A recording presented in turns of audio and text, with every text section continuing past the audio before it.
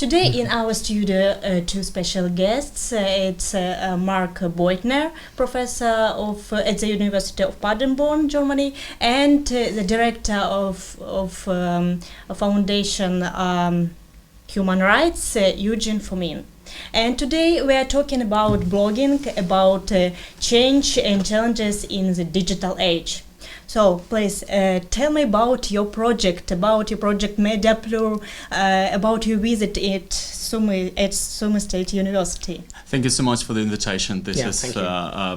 We're honored and flattered being here.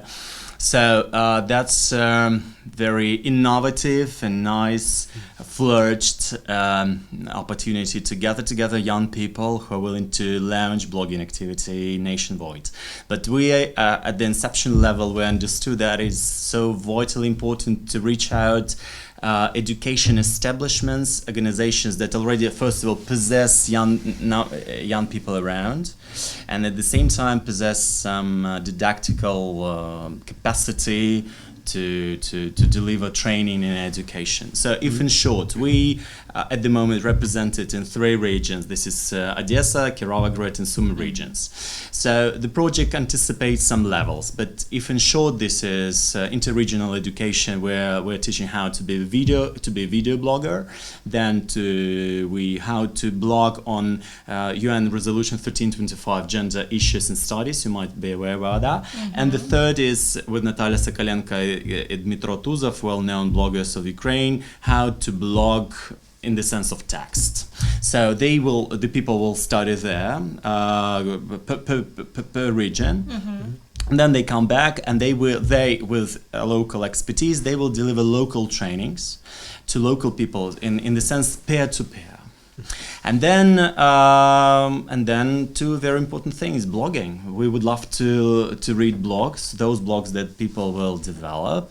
We analyze them. We understand and assess from blogs what is important at the local level, because we're externals. Mm-hmm. We do not know what is needed here in Sumy, for example. Mm-hmm.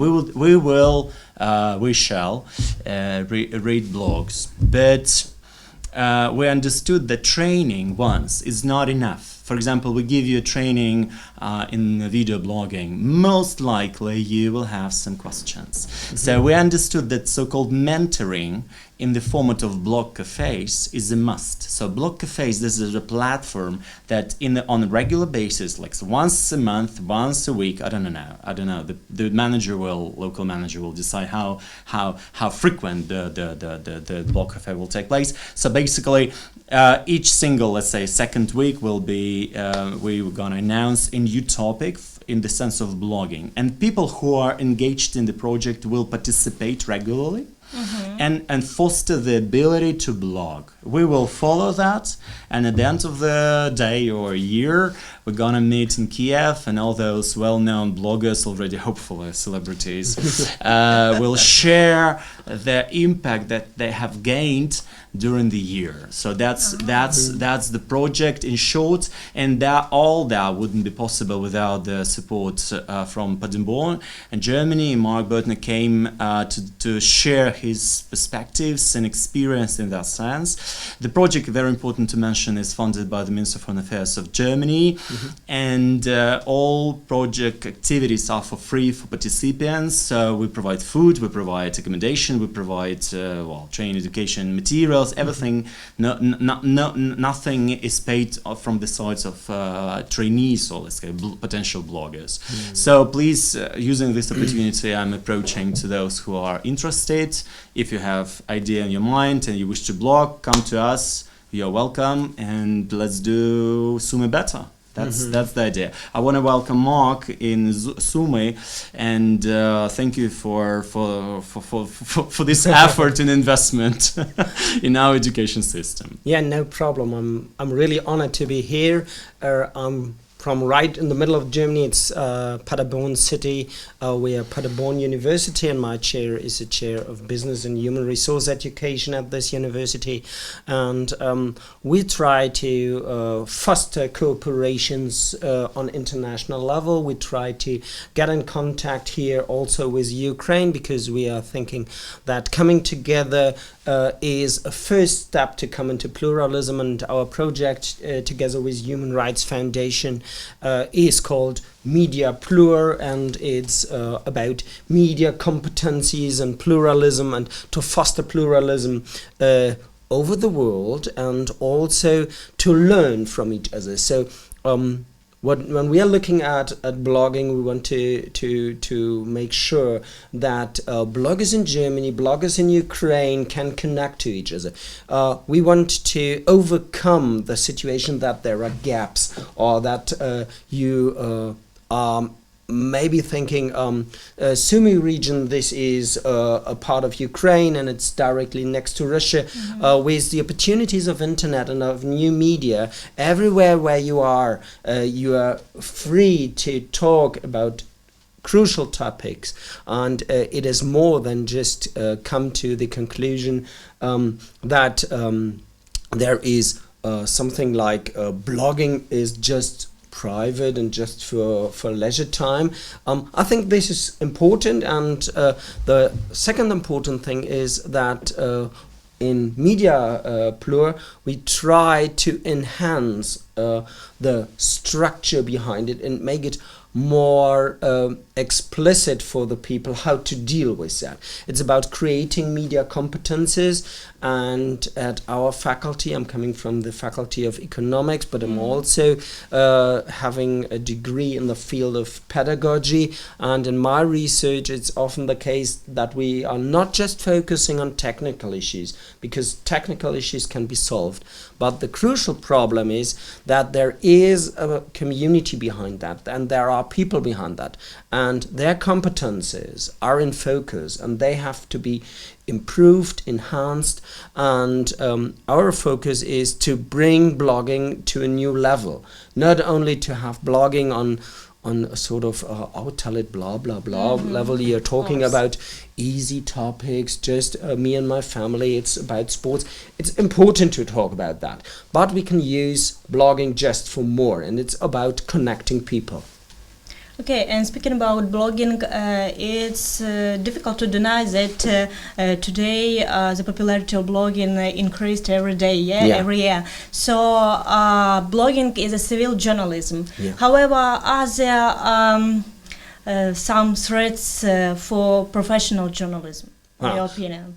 I really don't think so, because professional journalists, they usually have a long experience about this. They knew about the techniques, they learned them, they have already competencies, and they feel adjusted to different types of media. They feel adjusted to the needs for newspaper reports. They know about how to deal with TV programs, with radio programs, and that there should be adjustments for that.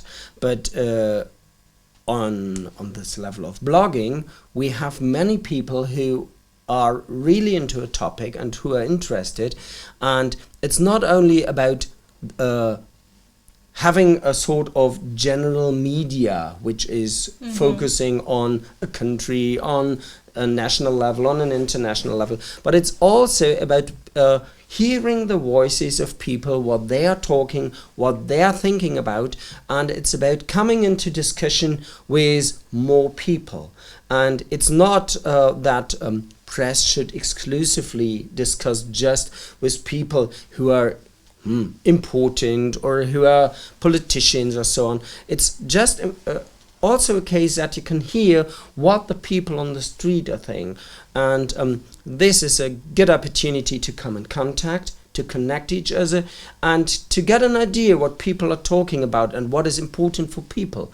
So at our university, we are really interested to cooperate with the Ministry of Foreign Affairs or the Foreign Office, together with Human Rights Foundation in Kiev, to open this to a broader audience, and I think there is no threat for the press. It's in addition to that, and maybe also press becomes a little bit aware of how people think about different topics. I want to underline one Okay. thing that regarding the threats to human bloggers. Yeah. It's very prominent at the moment. yes. You know, there were several attacks to Ukrainian bloggers, and bear in mind that journalists under the law are so-called protected journalists. Yeah, having this Yes. ID. But bloggers basically natural people, and they're not. So, but very often, more and more, they're more prominent online, and the threat is really there. And we should talk about that in the sense of human rights protection. We should raise the topic of ethics. We should raise the topic of security of bloggers. No one talk about that. It's so this might be a discussion today at the round table. What in Zoom we will do to protect our bloggers. Okay, and one more question. Do you really consider that blogging promote pluralism? Usually internet users read what they like and maybe ignore the opposite views. Yes, but you're right, and I'm totally agreeing to you. And in addition to that, I would like to say that even if you're reading a newspaper, you're reading what you're interested in. You're selecting the newspaper. You're selecting the articles you read. And this is done on blogging as well. So this is a little bit similar.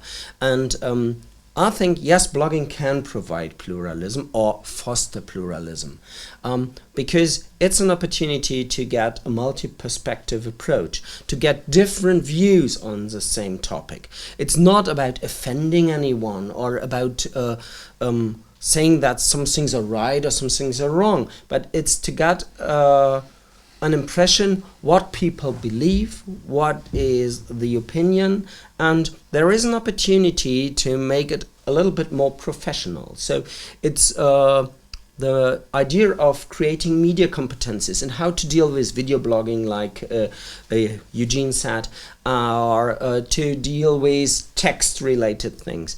It's to improve the quality of the articles, and if we just stick to the level we have, there will be no improvement. From my perspective, it is important that we deal with situations where are problems, where people don't know how to deal with a text, how to deal with graphics, how to deal with videos, and bring them to a level that they can act freely, open-minded, and open-mindedness and freedom of speech is one of the core principles of pluralism, because you can't see international community, a national community, maybe a community within a municipality without having different views on the topic. That's normal, that's typical. And I think it's crucial to foster these people in providing their ideas, providing also them in a way that it is ethical and moral with coming with it, so that there is no ethical problem, that they're doing it in a way without offending people, with saying, okay, that's the way I'll think about it, but I'm free to accept that there are other opportunities. It's about respect, it's about acceptance, and it's also about knowing how to do it. So it's about getting skills, and Media Plur with the seminars tries to enhance people in that way or improve their skills. And this is why I think the idea of Media Plur is something which may be sustainable not only for this project, but provides multipliers here in Ukraine and gets us to a situation where there is a bridging between at least Germany and Ukraine, and there is more of common understanding, and we can maybe overcome critical situations which occur in history all the time, and it's crucial to talk about things. And so blogging is not the best way, but it's one way to deal with it. Okay, thank you so much. Thank you, Eugen. Thank you, Thank you. Mark. Thank more you for- discussion Done. to have, in around table. At the round table. Right? Brilliant. Yeah. Thank you for so much inviting us. us. inviting me. Thank you for being here at the University of Sumi State University. I really enjoy to be here. Thank you. Thank you. Thank you. Thank Thank you so much.